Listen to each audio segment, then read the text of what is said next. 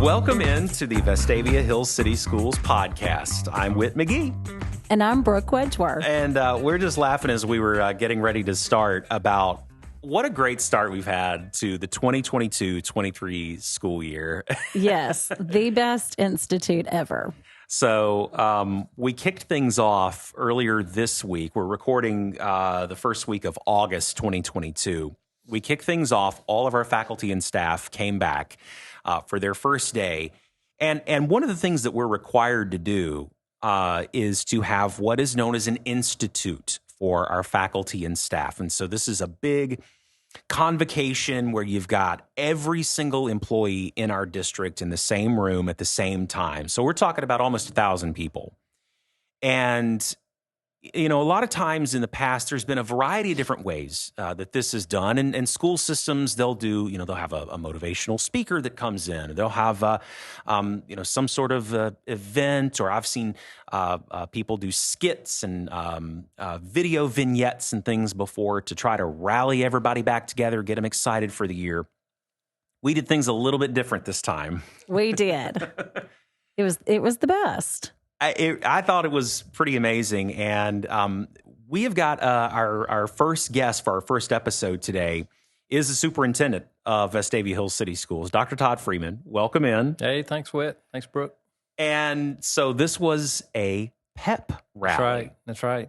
We planned it for over a year. You remember we wanted to do this last year, and then we had to slow things down just a bit to start the school year off and went virtual again for a Institute Day. But this year we were able to do it, and it was such a fun time. And I think really what brought it to life is the hundreds of kids we had in the room. We had our band and cheerleaders there, and made for such an exciting time. And our teachers had some friendly competition with each other, which had some dramatic moments in it. It was really special to just look across the span of the folks who were in the room and see how happy and joyful they were, smiling, laughing, and spending time together. So it was absolutely, I thought, a great way just to start a new year. It had this very celebratory feel to it, and I think that's what people loved about it, is that many times Institute, even though it may be positive or upbeat, it's still listening to someone speak, and it's a little more formal. And so I think our teachers really liked that it was happy, joyful, celebratory. They got to see everyone, talk to their friends they haven't seen in maybe a few months or even longer, and then really laugh together. They were able to do cheers together, enjoy the band, the cheerleaders, and then also, as Dr. Freeman said, compete in some friendly little races. So, you know, and I have to say, as we were working through the planning for all this and getting ready, there was a part of me, and I'm sad to admit this now, but there was a part of me that thought, man, this could really not go well. You're not the only one. This could be a total flop. But I have to tell you, the atmosphere was unbelievable in there. The band, the cheerleaders, and the faculty and staff, and people just joyful. And I have to tell you, I saw some people that had tears in their eyes coming in, because this is the first time, if you're not familiar with this is the first time that all of our faculty and staff have been together for an institute in 3 years. And just the joy on people's faces, it was just like a high school pep rally. Yeah. Well, and I will say I've been in professional development sessions and trainings and meetings since then, and that's just what people keep talking about. They say, can we do this every year for Institute? Can we please have a pep rally every year? Now, They did ask if we could maybe not do the sack race again, although it was the most entertaining portion. So I thoroughly enjoyed it, but probably because I was a spectator and not competing. But they loved it so much that they really want it to happen every year. Yeah, so great. I don't think we could build anything better on that one. I'd agree with them. It was so fun. And you know, the thing about it is we also had a spirit stick competition, which was won by Vestavia Hills Elementary, Cahaba Heights. And everybody brought their A game to that, though. So I guarantee you some people are going to say, we got to win that spirit stick next year. They are. They're already planning for next year. Are you serious? They are. Yeah. They've already devised plans for how they're going to win the spirit stick next year. And there may actually be a little plan in place to, I guess, what do you say, a heist or something to take the spirits. Oh, my goodness. So watch out. Watch out, Lauren Dressback. They're coming for you. That's right. Well, thinking about the new school year ahead, obviously the Institute Pep Rally, a real high point for everybody right off the bat. Y'all, what's something that you're really excited about for this coming year? Can you share anything that comes to mind as you think about that? Well, yes. I mean, there are a lot of things that come to my mind, and some I'm sure that we'll talk about today, but I feel a different sense of readiness and excitement this year than we've had. It's been a tough couple of years getting started, and we've all in our society and community faced those things, but there's a different vibe this year, one of excitement and making sure we're able to be more laser-like with just a focus on what we do in schools. That really excites me. I just saw the enthusiasm in our staff the other day, and I think that's indicative of they're ready, to make this one of those kind of years. I felt the same way too. Of course, as the curriculum director, I'm excited about some of the changes and some of the new, I guess, materials that we'll have this year. Our new English language arts adoption, and some great reading materials and things we have to really support our teachers in that. I've been in training with them over the summer and even this week. And there's some excitement there too with them because we really haven't adopted anything in 11 years. So I think they're excited about that too. As a parent and probably a huge football fan, I'm excited about our new football coaches, the excitement there that they're really building with the adults and the community and the kids. That's going to be cool to see. And the Jumbotron too. I'm really excited about that. So, and that's something I think we briefly touched on it in our podcast last year, but just the enhancements that we're making to really showcase athletics and then also arts and STEM and yes. So many other areas of things going on in the school. And I'm really excited to get out in the schools and capture a lot of that and share that with the community. And one big part of that this year is a plan that folks in our community are going to be hearing about. Some have already heard about it. It's called One Rebel, One Future. And it's a pretty big endeavor, but exciting. And Dr. Freeman, you're the man with the plan. Yeah, well, it has been a 3-year effort, and a lot of people in our community, in our schools, including students, well over 300, and probably many more that participated in just designing a future without limits in mind. And that's a really fun thing to be able to do. And it coalesced over the last few months into the idea that we're talking about now that really is built on something that Coach Anderson coined in a phrase many years ago when he challenged in our pet rallies, the phrase he would say, when you play one rebel, and the students would say, you play us all. Mm-hmm. The idea of one rebel is unity, it's togetherness and oneness. And that really has been our theme, the plumb line, so to speak, through our whole conversations this summer is oneness, togetherness, that we do these things as a team. We accomplish much as a team and little when we're individuals. And so that's the vibe of One Rebel, One Future. And so the pep rally was somewhat of an intentional way to talk about the vibrancy of a team and what can it accomplish when you see our cheerleaders and our band and our teams perform. And that's kind of what pep rally is all about. So we thought it would be a great launching point for this conversation this year.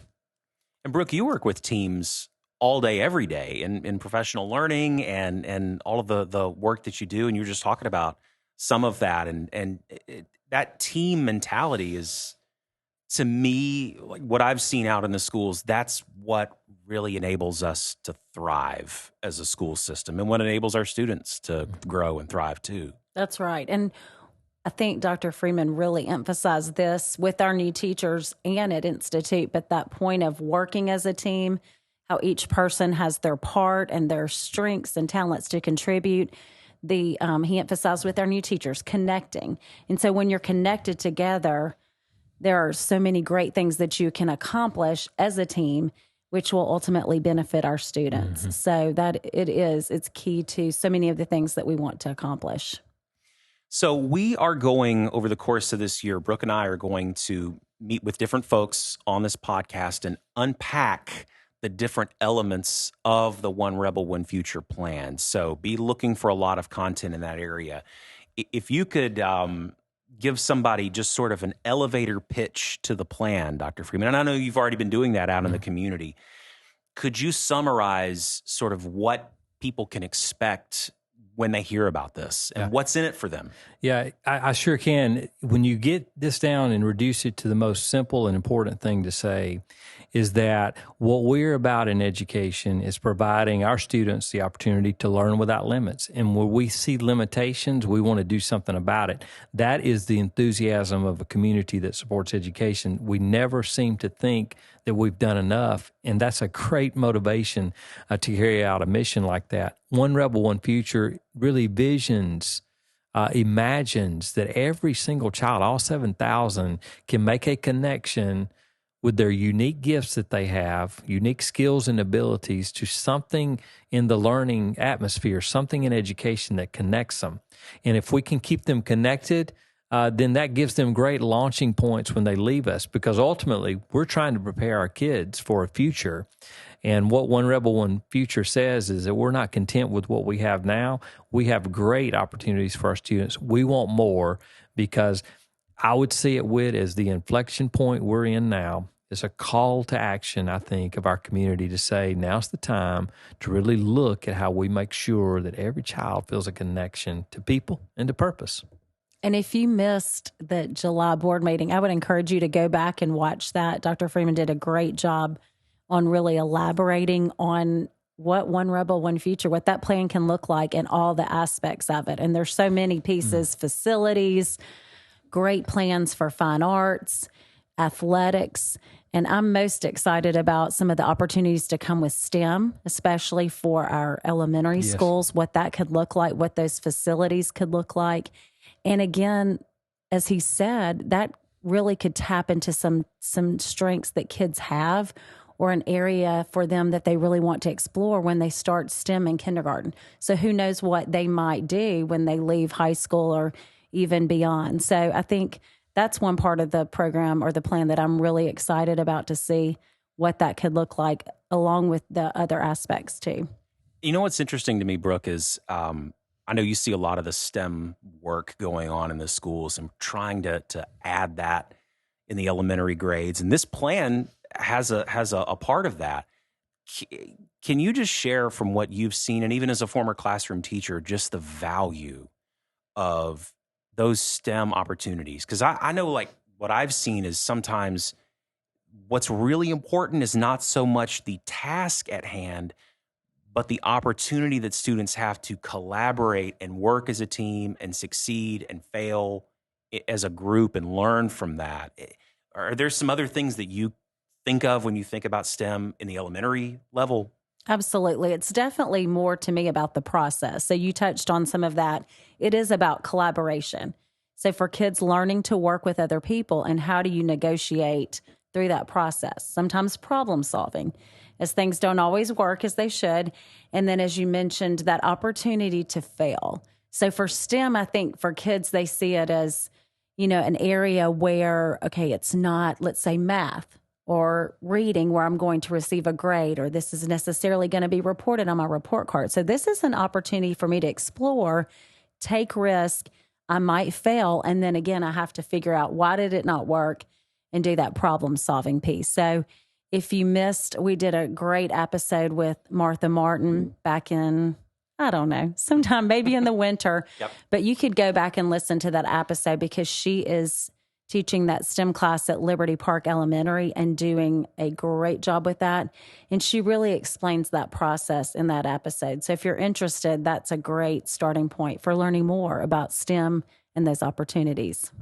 Would you say, Dr. Freeman, that what was going on in that pilot class at Liberty Park Elementary was sort of an inspiration for the expansion of STEM opportunities, and then even some of the other specials that we're looking at in the elementary grades? Yeah, we had an early conversation with some designers, I'll call them, about STEM, science, technology, engineering, and math, and how to create a more cohesive K-12 continuum of learning in STEM.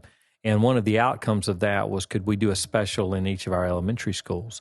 And we're not in a position that we can do that now, but we did choose to pilot it, and the principal, Dr. Nabinet, made some really key moves to allow us to do that without adding staffing, very creative ways. But it allows us to, quote unquote, pilot something and see how it works. Meanwhile, we're looking at that program. It's been a year in the making there. We'll use it and continue to develop STEM this year. So we say going into a new plan where we can provide it in every school, that we've got a curriculum, we've got methodology that's going to really be dynamic learning opportunities for kids. And I will tell you something now, I think we all recognize the potential it has in so many areas when kids leave us.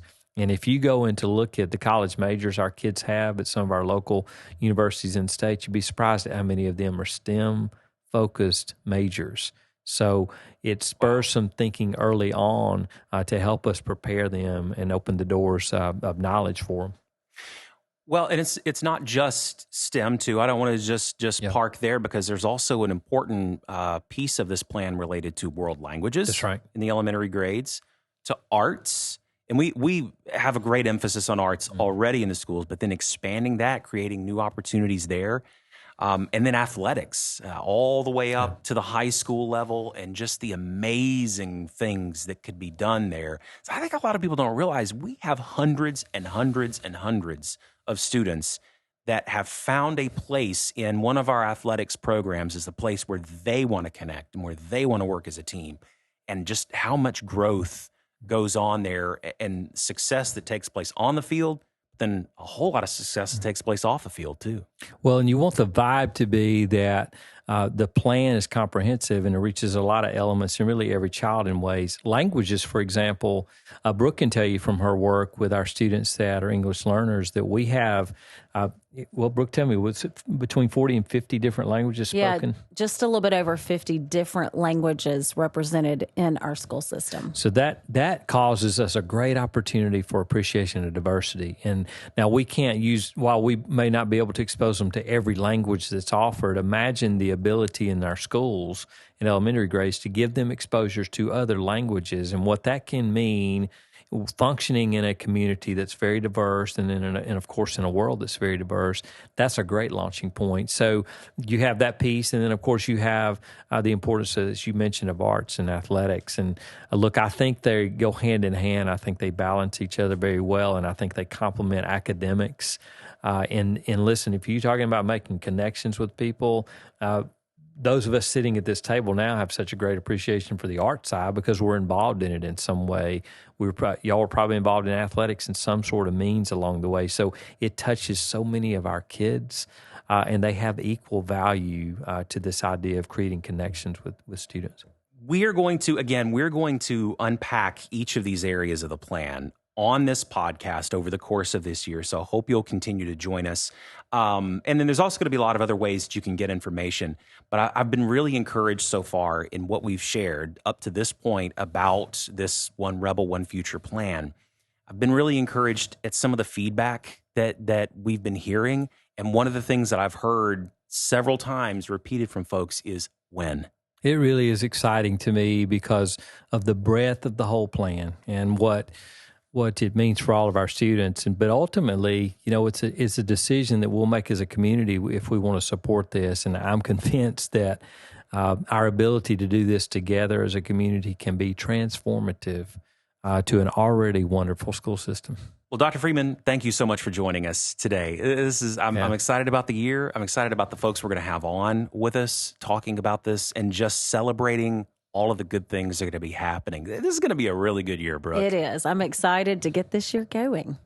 Thanks for listening to the Vestavia Hills City Schools podcast. We'll talk to you again soon.